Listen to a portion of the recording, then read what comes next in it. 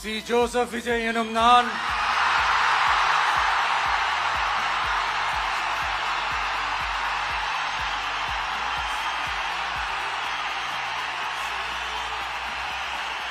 சட்டப்படி அமைக்கப்பெற்ற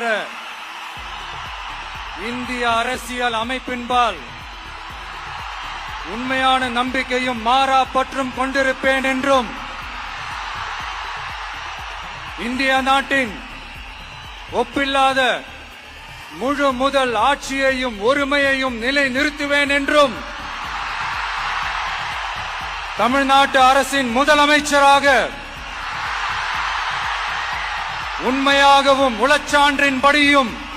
என் கடமைகளை நிறைவேற்றுவேன் என்றும் அரசியல் அமைப்பிற்கும் சட்டத்திற்கும் இணங்க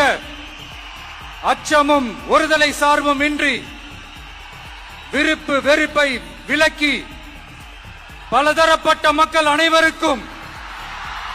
நேர்மையானதை செய்வேன் என்றும் ஆண்டவன் மீது ஆணையிட்டு உறுதிமொழிகிறேன்.